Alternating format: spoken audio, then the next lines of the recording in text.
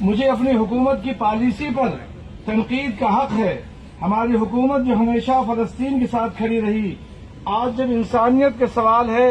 تو خاموش ہے، بلکہ اس سے بڑھ کر افسوسناک امر یہ ہے کہ بھارت اسرائیل کو اسلحہ فراہم کر رہا ہے۔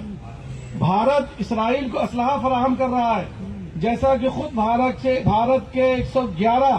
سابق اعلیٰ افسران، IAS اور IPS، فوجی اور سفارتکاری سفارتی افسران نے حال ہی میں وزیر اعظم کو خط لکھ کر کہا ہے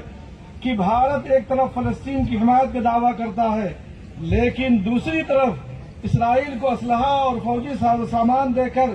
اس کی نسل کشی میں شریک ہے۔ اس خط میں واضح طور پر لکھا گیا ہے کہ بھارت نے اسرائیل کو راکٹ دے کر دھماکہ خیز مواد اور مہلک ڈرون فراہم کیے جو آج غزہ کے معصوم عوام پر برس رہے ہیں۔ یہ بھی یاد رہے کہ نومبر 2024 میں بین الاقوامی فوجداری عدالت نے ICC نے اسرائیلی وزیر اعظم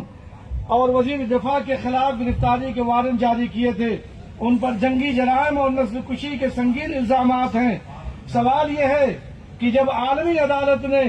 انصاف خود اسرائیلی قیادت کو ملزم ٹھہرا رہی ہے تو ایسے وقت میں اسلحہ کی سپلائی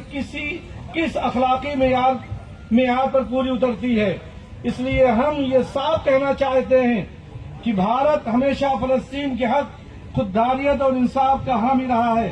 لیکن آج کی پالیسی نہ صرف ہماری تاریخی روایات کے خلاف ہے بلکہ عالمی برادری میں ہماری ساکھ کو بھی مجروح کر رہی۔ جمعیت علماء ہند نے ابھی 2 دن قبل اپنی مجلس عاملہ میں فلسطین سے متعلق اس حقیقت کو اجاگر کیا ہے کہ 1 لاکھ سے زائد انسانوں کا قتل اور عام شہریوں کو بھوک پیاس کی سزا دے کر موت کے گھاٹ اتارنا دہشت گردی کی بدترین مثالیں ہیں،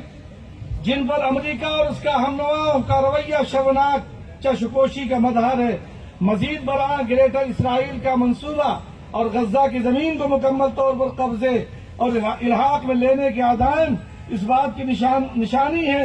کہ فلسطین کو دنیا کے نقشے سے مٹانے کی سازش جاری ہے۔ یہ نو آبادیاتی ذہنیت اور انتہا پسندانہ عزائم کا شاخسانہ ہے جس کے خلاف آج عالمی ضمیر عمومی طور پر احتجاج کر رہا ہے۔ عالمی طاقتوں کی خاموشی اور چشمپوشی مزید جرائم کو بڑھاوا دیتی ہیں۔ ہم دنیا کی تمام آزاد قوموں، عالمی اداروں اور انصاف پسند لیڈروں سے مطالبہ کرتے ہیں کہ اپنی اخلاقی اور قانونی ذمہ داریوں کو ادا کریں، خطے کو بدامنی سے بچائیں اور انصاف و امن کی حمایت میں مضبوطی کے ساتھ کھڑے ہوں۔ خواتین حضرات، فلسطین کی آزادی صرف فلسطین